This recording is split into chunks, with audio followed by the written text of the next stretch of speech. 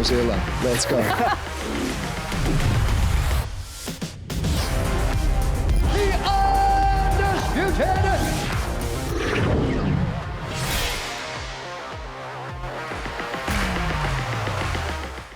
Coming up, UFC middleweight champion Dricus Du Plessis is hunting for a third title defense at UFC 319. It is the champion versus the true number one contender, the jury, the best next guy. And when it works out like that, it's always great to see.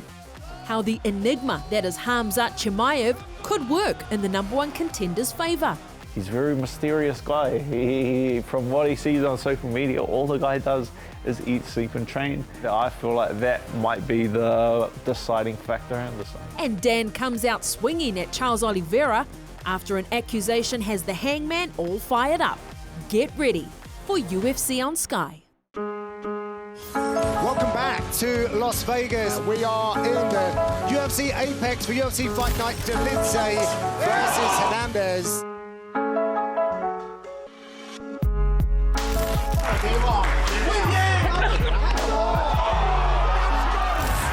Elijah Smith, 3 years young, second youngest fighter on the roster. There's the triangle. Big slam. Big slam!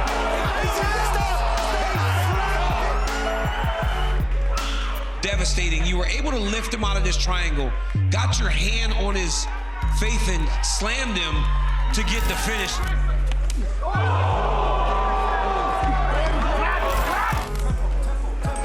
All right, ready?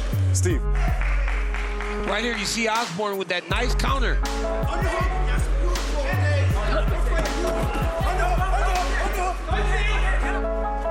That was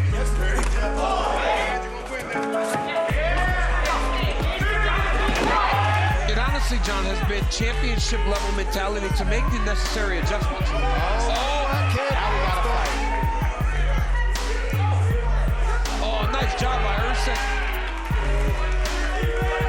Last few seconds. Great job by Ursa. Wow. Up. Steve Astro Boy Ursa!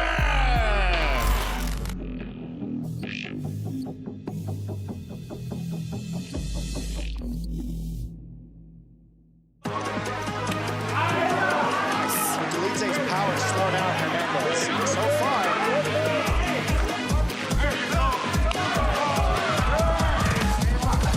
Nice right hand. Oh, nice right hand. Takedown.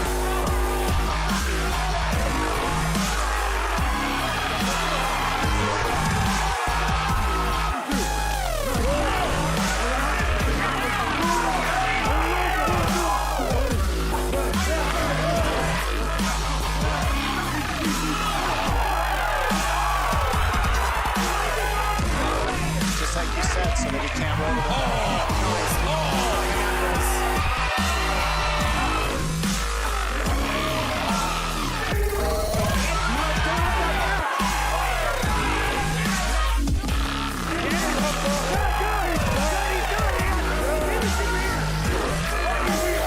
That's so discouraging. What are you doing? Okay, 1 corner. Oh, he's choking, he's choking. Look at that. Wow. No hooks, grabbed him up behind the back and just choked him out.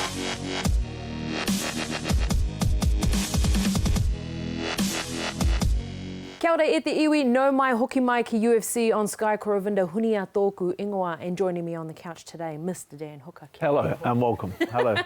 Welcome on, and look, we have a huge card on our hands this weekend with UFC 319, but I thought before we get into... But first, I have something to address. Yes. Charlie Olives has been out lying on my name. Now, I was writing a tweet earlier and I thought, this is going to take far too long. Yes. I do not have the grammar to put something like this together. So I will save it for right now. Charlie Olives. You have been lying on my name, my friend. He is out there. He said I was offered a fight with him in October in Brazil and I turned it down. E foi oferecido nomes pra mim e eles nem quiseram. Então hoje, quando tu soltar lá, os caras vão colocar lá, tuitar. Bunda mole, eu quis, ele não quis. Só que é mentira, como a vida inteira foi dessa forma. Eles cutucam lá, fala bosta lá do outro lado, quando eu falo, vem, eu tô aqui, eles pegam e correm pro outro lado. Então, assim, quem deles ia vir lutar aqui? Dan Hooker? Esse aí também só fala, faz muito tempo. Isso aí, essa história aí, essa novela aí, você já sabe, já tem muitos anos atrás. Ele falou e nunca aconteceu. Então, de verdade, é só falação. Essa é a realidade. Falou um monte de besteira, é um cara que fala um monte de besteira na internet, mas quando chama, na realidade não vai. Essa é a real. False accusations. Accusations. They are indeed. I was never offered. You think that's really how that phone call went? You think, in your mind of minds, in your heart of hearts, that I got a phone call from the UFC that said, do you want to fight semi-conscious Charles Oliveira in 8 weeks? And I said, oh no, I'm scared of Charlie Olive's lifeless body floating around the cage. No, that's not how that went down, my friend. I was never offered that fight. I require medical clearance for my hand. I went to the surgeon. He did not medically clear me for October. He cleared me for November. Now, I don't know if he could give me Dr. Doolittle's number or whatever veterinary clinic that he went to sign off his brain, because if he put his brain, it would still be mashed potatoes in an MRI machine. They did not medically clear me for November. I'm for October. They cleared me for November. I can't even imagine why he's fighting in October. I don't know who watched his last fight against Ilia Topuria and see the back of his head bounce off the mat like a basketball. And they said, you know what? I would like to see him match for a fight in 6 weeks' time against Rafael Fiziev. That makes absolutely no sense. I'm going to reenact for you Charles Oliveira signing a fight for his contract. Oh. Are you serious? Are you serious? That's 6 weeks ago. He was knocked out bad, unconscious. And now in 8 weeks' time, he's going to step in the cage against Rafael Fiziev. That's 3.5 months between that last knockout loss. So you're telling me right now that he's in training camp, in sparring, getting hit in the head after that, 6 weeks' time, after getting absolutely stone cold flatline. As a fan, I can't see anyone even wanting to make this fight happen against a guy like Rafael Fiziev. If we're talking about bad knockouts like that, like if we go through Ilia Topuria's last 3 fights, Max Holloway, you look, he took 9 months off between drinks after getting knocked out by Ilia Topuria. If we look at Alexander Volkanovski, after he was knocked out by Ilia Topuria, he took 14 months off before he stepped back in the cage. You're telling me you're going to take less than half the amount of time as Max Holloway and you're going to be all right against Rafael Fiziev, who, in all seriousness, is as dangerous. He's a very strong defensive wrestler, very hard guy to take down. You can count on one hand the amount of times that this guy has been taken down inside of the UFC. Most of them he tripped up. And then he got up fairly quickly. He's also a very dangerous counter striker with good footwork. Charles Oliveira is a dangerous offensive striker, but we all know that he walks straight at his opponent with his chin flying up in the air, staring at the ceiling. He is going to get knocked out again. Don't lie on my name ever again. I don't even know why you would say. I don't even know why you would address it. Like, what are you getting up? What is he getting upset that I even said? He's upset that I called him out for November. If anyone missed the tweet, I said in November. I said, can anyone wake up Charlie Olives and tell him we're fighting in November?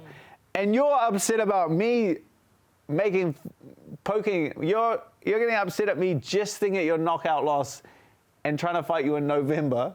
You want me to just stay quiet, not question it, and then you fight in October? That's not how the world works. That's not how combat sports works. If you get knocked out, people should ask questions. I don't know why you're getting upset about it.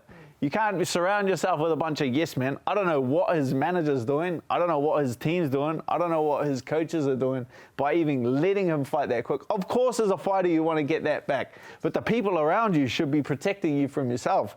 They should be telling you that this is a horrible idea. Charles, I don't give a flying I knew it was going to be. I knew it was going to be hard for me to not swear during this round. I don't care about you at all. And I'm saying that this is a terrible idea. So I have no idea how the people around you that love you and should care about you and are providing for your career have not said that this is a stupid idea. But it's a stupid idea. But I like starting arguments. I like the dopamine. That's why I just sit here and listen, Dan. My ADHD loves the dopamine I get from arguing. Well, just when we thought it was, Arman Tsarukyan, now Charles Oliveira is, potentially in the future for you as well on the cards now. No, I don't even want to. What am I going to pick the bones of Charles Oliveira? You are being stupid. Well, interesting times ahead, Dan. We will see. I mean, this is going to... So that just means that Charles Oliveira is out. Arman Tsarukyan, you are the lucky winner of the shut up. Look, no one else has said his name. Someone else has said his name. No one. Not a single person. Not a single person. And I hate the guy. I don't mean... enemies quick. Nah, you've got me fired up. I don't... Oh, no. Yeah, oh, no. People in the Ultimate Fighting Championship want to punch me in the face. That doesn't even make me shut up. That doesn't even make me shut up. That's your job. You can... Yeah, but people beat the crap out of me. Yeah. I still hate Edson Barboza. You can kick my ass, and I'm still 100% will not apologise. We're never getting over that. You will never get an apology from me. Kick my ass or not, you're still not getting an apology. Watch this segue. Speaking of Edson Barboza, he will be featuring on UFC 319. While we let... Are you trying to ruin my day? While we let... Nah. I'd have to lose like 3 or 4 times in a row for that fight to make sense. Yes, this is true. I got a couple losses. I got 1 or 2 losses before even Chandler makes sense, and then Barboza's probably like 4 losses. Yeah. 4 losses before I can get that one back. Yeah. Before it logically makes sense. One day you watch. I might go out there and intentionally lose. just to pull that one. I might get knocked out 4 times in a row just so I can fight some How other. many headlines can you create from It'll be like the reverse of the Israel Adesanya Alex Pereira beef, where he lost and he finally gets his just desserts. I'll like continually, intentionally go out and lose fights, and then finally get Edson Barboza on the Fight Pass prelims in like 5 years, and then be like, my master plan has come together. Have you ever seen 4 towels in a row? Now I will retire. I will retire a happy man. Okay, well, we will let Dan Hooker calm down just a little. Cool, my master plan. And we will put our attention back to UFC 319. Headlining this main event will be Dricus Du Plessis up against Khamzat Chimaev, and I got to speak with Dricus earlier on in the week. Look, you're looking great. You're looking happy. How's it all feeling on the ground so far on Fight Week? Yeah, absolutely great. I mean, Chicago is a great place. Everybody's excited about the fight. That makes me excited. Weight is good. Everything is great. So, I mean, we are 3 days out, and this is it. Absolutely. Look, talk to us about Khamzat Chimaev as an opponent, as a challenge for you, because he's been pretty quiet on the fight front. It feels like you're promoting this fight a lot in comparison. But talk about this, this challenge that's in front of you. Yeah, I mean, it's obviously a massive, massive challenge in Khamzat, the best I've had by far. And but then again, so was the previous guys. Every time there's the next best guy, and the next one will be the exact same. But he brings something special. He's never been beaten. Nobody's been able to figure him out, and I want to be the guy to do that. And I'm 100% certain that I will be. There's a lot of talk around your unorthodox style that it's quite hard to read. And this clash of these two styles, I think, is what makes this fight so intriguing. You just don't quite know what you're going to get. What do you see in Chimaev, though, as an opponent? Yeah, I think that's exactly it. It gets people excited. Not only the clash of styles, but the similarities in styles of going forward and going for that kill the whole time. that has to make for a good fight, or at least a good first round. And if the fight goes past that, it'll be a good second round, and every round after that. But, I think that is another thing that gets people so excited is the fact that it is truly two of the best against each other. It is the champion versus the true number one contender, truly the best next guy. And, when it works out like that, it's always great to see. Absolutely. And how much does this help you as a champion, better your game? When you're saying you're fighting the true number one contender, how much of a level up did you feel as a fighter, or did you learn through this camp about yourself? Yeah, absolutely. I think as a champion, you need to be, for you to go out there and say that I'm truly the best in the world, you need to face the best in the world. And I really aspire to do that and try. Obviously, whenever you fight someone, there's going to be people who say, no, I'd rather fight this guy, rather fight this guy. I try to really go out there and see people that I think this is a challenge. This guy is the next challenge. And I try to get the best fights because at the end of the day, that's what my resume is going to represent, my legacy. And that's what I'm looking forward to is leaving the legacy of a guy who is the best because he faced and beat the best of the best. Absolutely. You mentioned that he's, undefeated. He also hasn't fought for a title before. Do you think that works in your favor that he hasn't had this big 5-round challenge in his career to date? Yes, 100%. I think the pressure, but he's a guy who's been competing his whole life. So the pressure will be something he knows how to deal with. And of course, we saw against Rob that the fact that he was fighting 5 rounds didn't really get to him. He went out there the first round, he went full speed, but 5 rounds is a long time, and I'm ready for 5 hard rounds like I've shown before.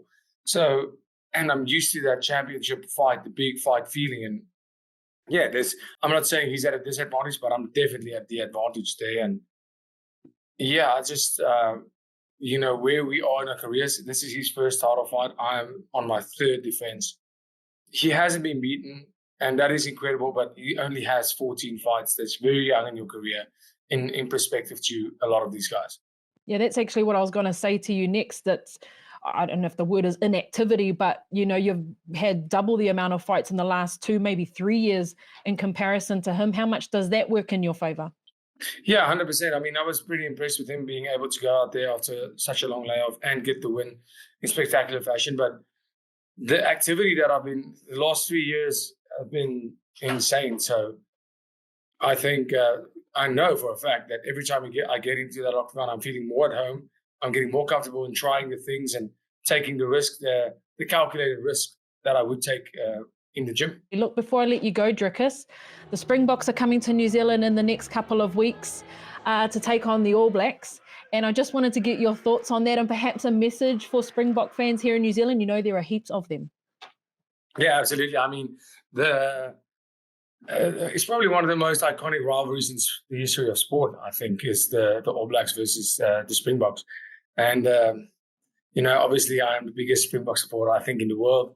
And to the Springboks living that side, man, good luck. I know the boys are going to bring it home. And I think the Springboks can do it back to back. To the All Blacks, good luck. And thank you for always bringing the best out of us. Also wanted to ask, I feel like the Springboks bring the best out of you too as an athlete. We've, been over in Australia and seen them supporting you and, you wearing the jersey and things like that. Talk about, being side by side with your fellow countrymen, even in different sports. Yeah, absolutely. I think, another thing is the last time it was the kickoff for the championship, it was Australia versus the Boks like this weekend when I'm fighting. It's Australia and the Boks in South Africa. The last time that happened, we fought on the same day. I fought on the same day, was against Rob. So it's good luck. I know the Boks can bring it home. And, seeing them doing and raising that flag and carrying the flag on the shoulders and doing the country proud, it only motivates me to do the same. And yeah, we are in line. We want to be great. And, it's amazing to be in that conversation with superheroes like those guys. I love it. Great ambassador, not only for the UFC, but for South Africa as well. Dricus, all the very best for this weekend. Thank you so much. I really appreciate that. Okay, there you have it from the man himself, the current middleweight champion, Dricus Du Plessis. And here we have Dan Hooker, the head-to-head between him and Khamzat Chimaev. Such an interesting matchup, this one. Dricus said that he wanted this fight, that he called this fight after his last defence. Do you think that is a good idea? For his bank account, yeah. Like Khamzat Chimaev brings in the... Just needed to fight in Saudi or something. Yeah, he tickles the numbers somewhere, bro. Yeah, like he's obviously, Khamzat's like following the same game plan of Khabib and guys like Islam, where you and there's like advantages to that, where you just shut up and say cool stuff every now and then, like just like smash. And then everyone falls in love with you because you're obviously following that kind of game plan. And then, could you get an interview with the guy? No. Nah, because like with that, you're just very mysterious. Yeah. But with that, you have a lot less public appearances, you have a lot less going out, you have a lot less media obligations because you're this mysterious guy from the mountains, you know what I mean? Whereas like Dricus, I watched the last couple of embeddeds, he's at football games doing this and he's throwing baseballs around the towns. Like I haven't seen Khamzat do any of that stuff besides training. Yeah. Dricus is like, it's the pressure that comes with being a champion. As you carry that belt, is your obligations absolutely skyrocket. Your interviews coming out of your ears, all these other businesses, people who approach you, like everyone wants a piece of you because you're holding that title. Not only the media side of the obligations, but then also you have been doing nothing but for the last few years, training for 5-round title fights. Your opponent's been training for 5-round title fights, and you go out there and you fight these guys, like the damage and the toll that it takes on your body to do these 5-round title fights is a massive difference in doing 3-round contention for title fights. Khamzat, well, he's fought Robert Whittaker, like he's fought once in the last couple of years, I believe. Yeah, I think twice in the last 2 to 3 years. Twice in the last 2 to 3 years. So with that, the damage and the toll that it takes on your body is far less. So it's not even like, obviously this fight there's a big technical, it's very intriguing technically. Yeah. Like, will Dricus be able to survive that early storm? Is like head and shoulders the biggest question that anyone has been asking. Will Khamzat's cardio hold up if Dricus going to be able to survive that early storm? For me, that's close, but at the highest championship level, it's not these 90% questions. It comes down to all these other things factor in, and they play a role, and they take a huge difference. Like Dricus, that's why being a champion is so hard, because of all the other things that come with it, the media attention, the 5-round title fights, the damage and the toll that it takes on your body. Competing at that higher level. Khamzat has not been facing that. He doesn't do the media. He's a very mysterious guy. From what he sees on social media, all the guy does is eat, sleep, and train. Besides the Whittaker fight, which was a very short fight, he didn't take any damage on his body. Like that, I feel like that might be the deciding factor in this one. Do you think Dricus has, you know how he has, in the most respectful of ways, Dricus, because he's watching, of course, they always are. Because he's watching. He's tuned in, you know. They're real unorthodox. Some people call it a real ugly look about him in the way he fights. Do you think that unorthodoxness of him can get the better of Chimaev when you say weathering that storm? No, because he's not like Robert Whittaker, Israel Adesanya, Sean Strickland, the guys that Dricus has been facing against are strikers for the most part, and very technical strikers. So a lot of their game and their style relies on timing and reading their opponents, making their opponent react, reading their reaction, and then timing like their counter shot or timing their lead strike. So that's why it's like very difficult for them to kind of solve a puzzle like Dricus, because he does have he's very awkward in the way he moves and blitzes. He doesn't really have any set timing. All that timing is very hard to read, and it's going to take us a couple of years before we kind of pick up the pattern in that. Khamzat Chimaev doesn't care about what you're doing at all. Like regardless of who Khamzat Chimaev faces, he's going to do the exactly same thing.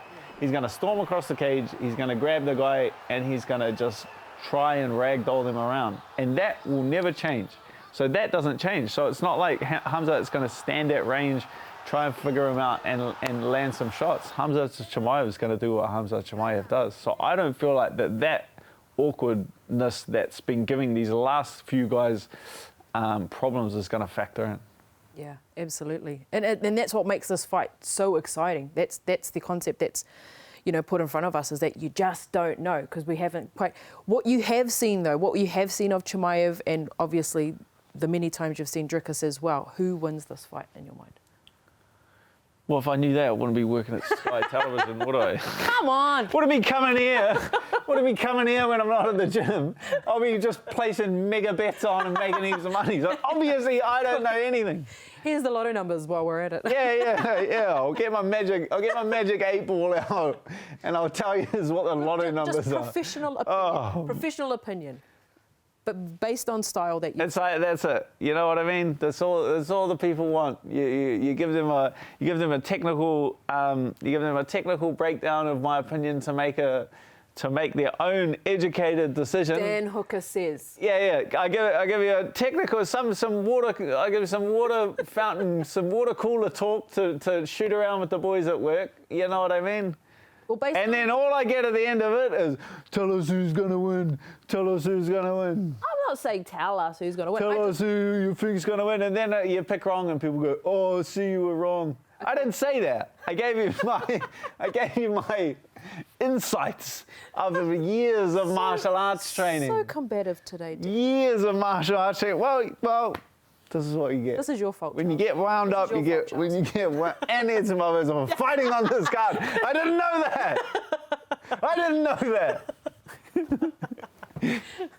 Khamzat Chimaev's fine, gonna I'll do win. it. Based on what you said. Yeah, based on what you said. What do you translate? I translate a Chimaev win of what you said. Is what I take away from it. Well, that's your educated opinion. And it all falls on my shoulders.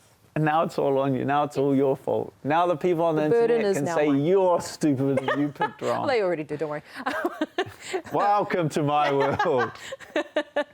I have been bullied on the internet for many, many years. It's tough. No, it's not. Well, you know how you stop getting bullied on the internet? Yeah. And then I carry on my day. You are. You don't look.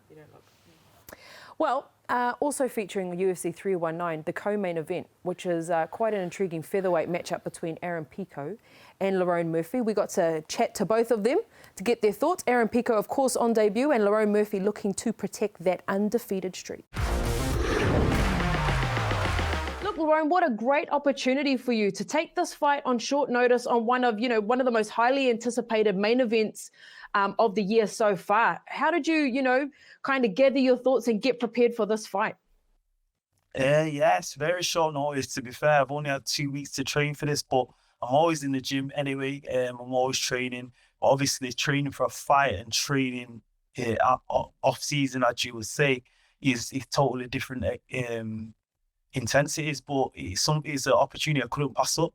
UFC 319, crazy card, start from top to bottom, and I'm excited to be a part of it. What were your thoughts when this fight came, as news to you? Was it a no-brainer to accept it? Yeah, well, like I just said, it's a big card. I couldn't miss out on the opportunity. So obviously, in my eyes, I would have been fighting somebody that was ranked in the top 5.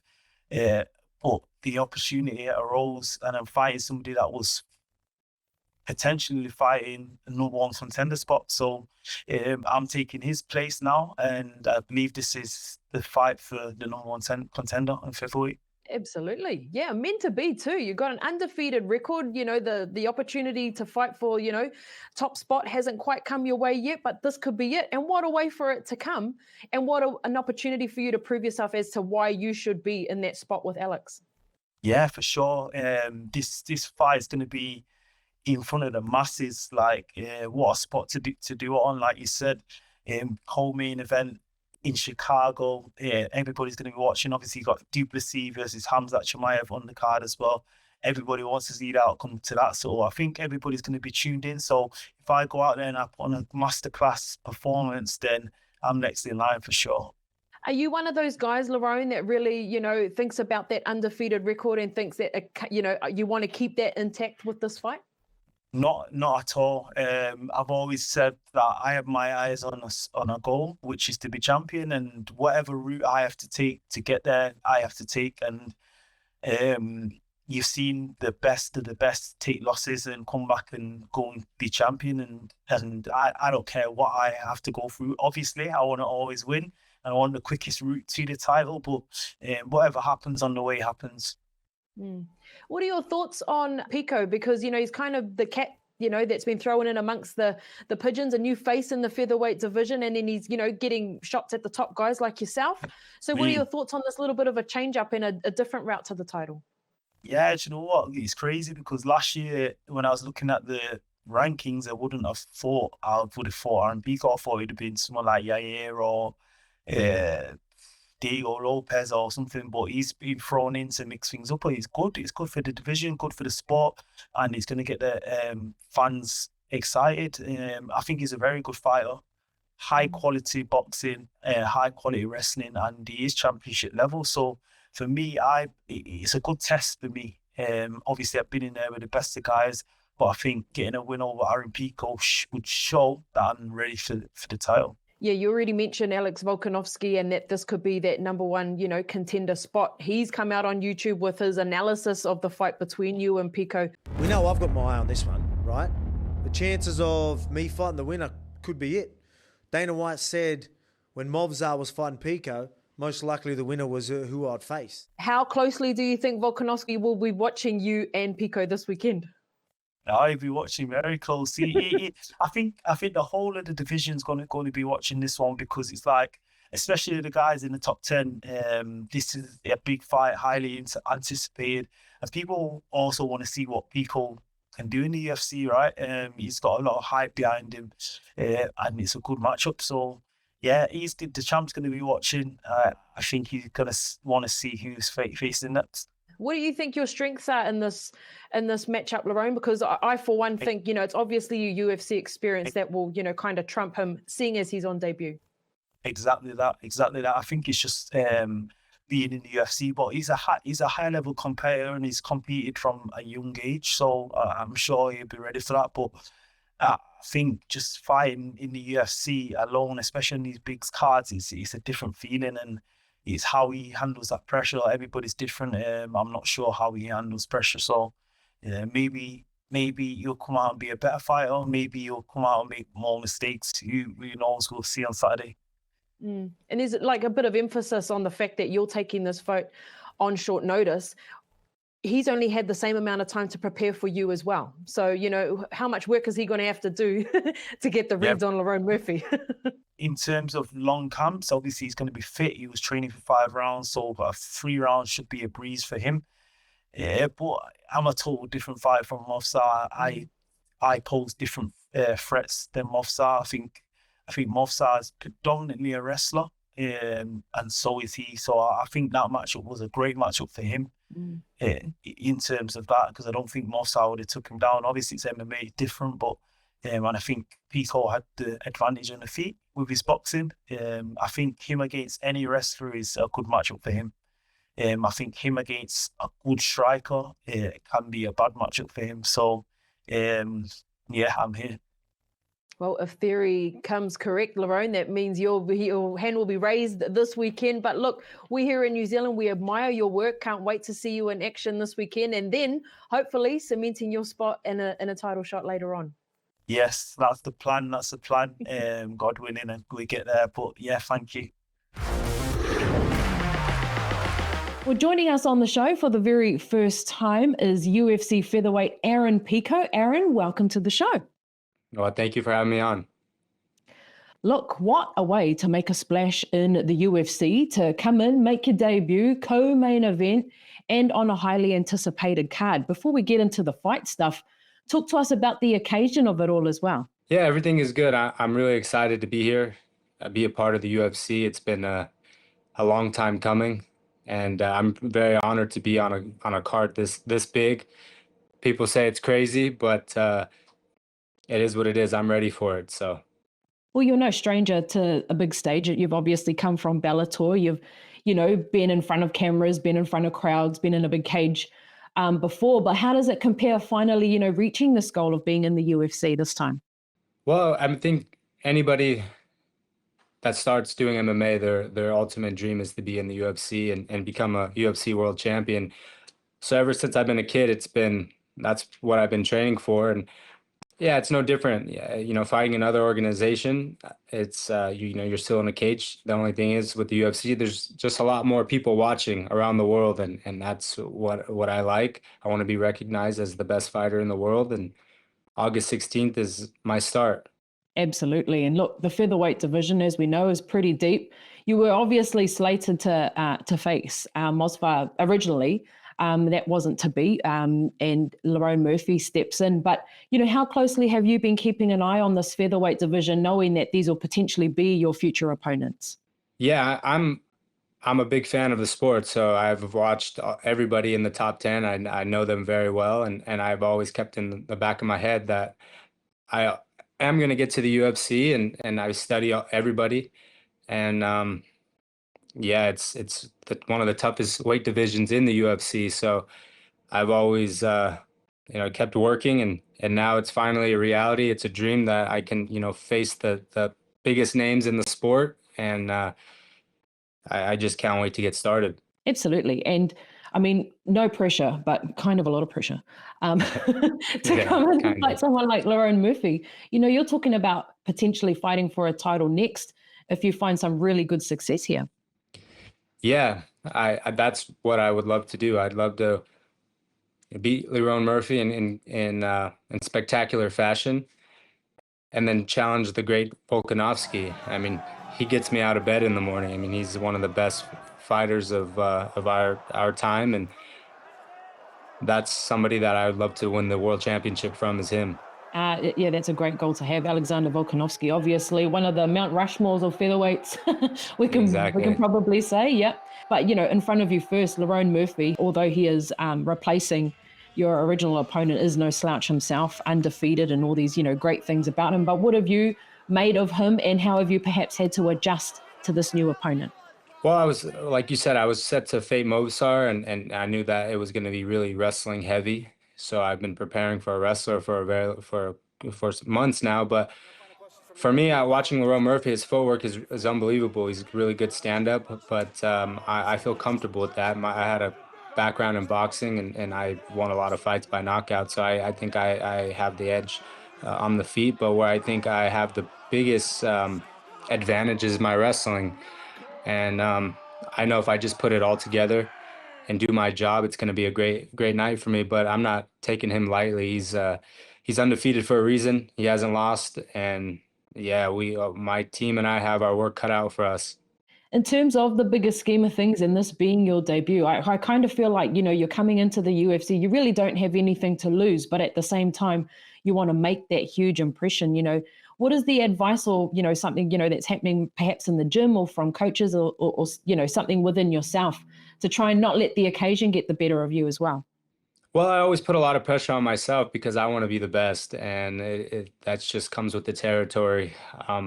But I've really reflected on my life as a whole when I started wrestling, when I started boxing, and I started to just really think about everything that has led me here, and it's prepared me since I've been a young kid to be a fighter.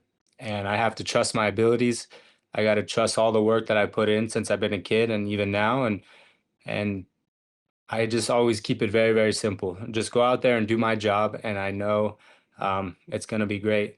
I talked to my dad. I talked to a lot, and he always, as a young kid, I traveled the world with him wrestling, and he used to always tell me, don't think. And meaning, just go out there and let your body take over. So I know it's going to be crazy in the arena. There's going to be a lot of, there's going to be celebrities. There's going to be a lot of people. The crowd's going to be going crazy. But if I just focus, don't think, and my body and my skills will take over. Absolutely. Just find that calm in the chaos. Exactly. Look, thank you so much for your time, Aaron. All the very best for this weekend, and us here in New Zealand. Very intrigued to see how you go on debut. Yes, ma'am. Thank you. I appreciate it. Have a great day. Okay, Whānau, with every week that passes, it means that it is a week closer to UFC Perth on September the 28th. And I got to catch up with our friends over at ESPN on their show Fight Camp to talk all about Carlos Ulberg and Dominic Reyes. Here we also bring in Ravinda Hunia of Sky Sports New Zealand. Great to see you. Ravinda, you had a chance to speak with both of these individuals prior to the fight. Let's start with Carlos. Where's his mindset going into the bout?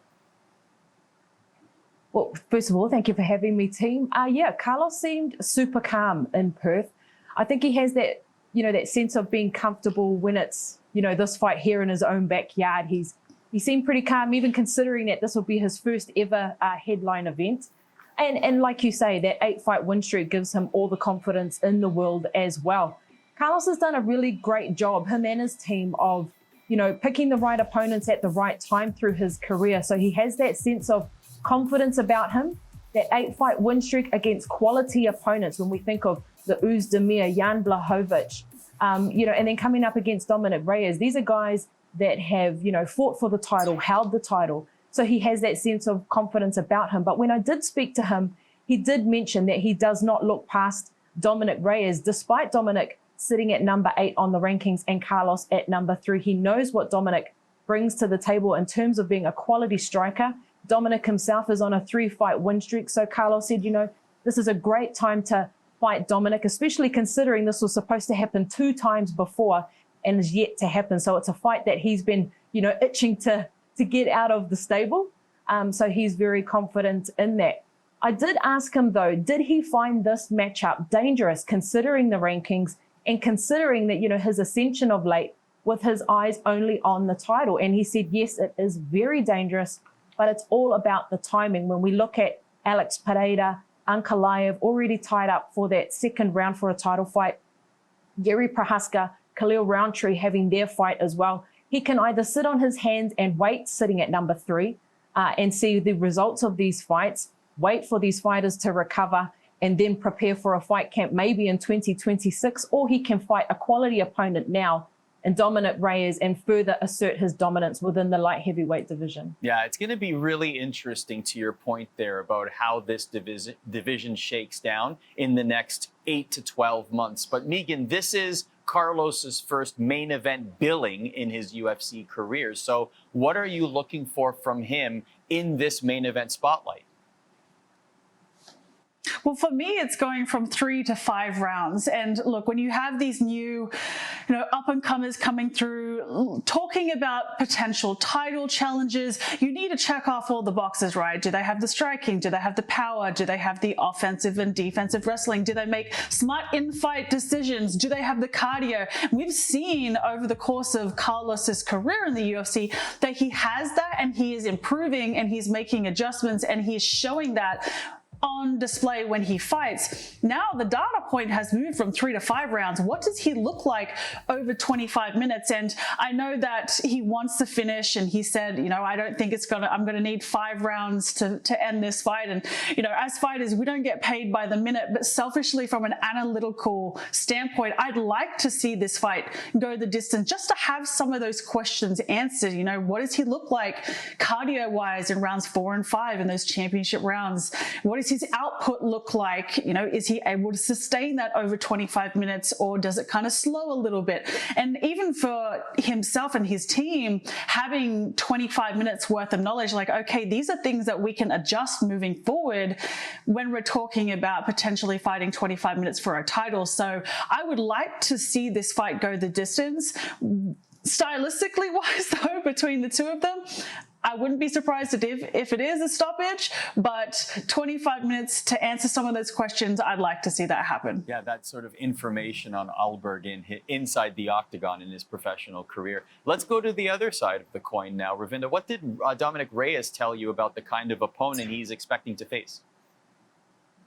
Well, he actually described Carlos Alberg as his most formidable athlete opponent to date, which says a lot about, when we think about the pedigree of fighters that Dominic Reyes has fought, including John Jones, for the title. So he's coming into this very, very respectfully. But let's not forget, Dominic Reyes had been calling out Khalil Roundtree for the longest time. That's the fight that he wanted.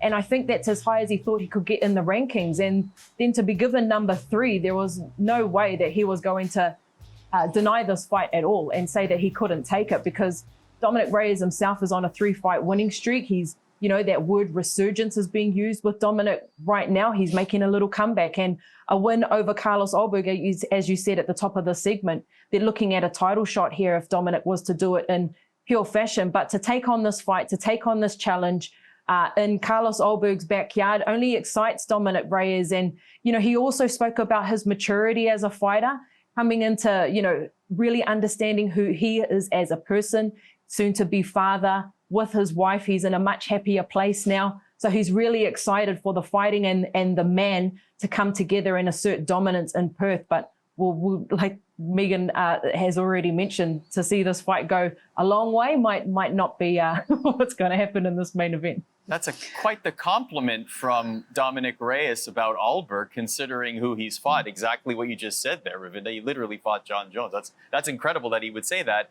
Ravinda, always great to have you on UFC Fight Camp. Thanks for joining us. Thank you for having me, team.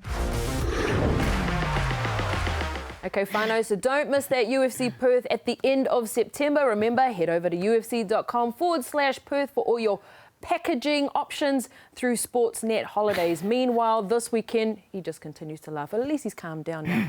UFC 319 this weekend. Head over to Sky Arena or Sky Sport now to book that, the main event. Well, the main card starts from 2 p.m. Dan Hooker, will you be tuning in? Yeah, yeah. If I'm not having a Charlie Olives. If Twitter isn't going off, yeah.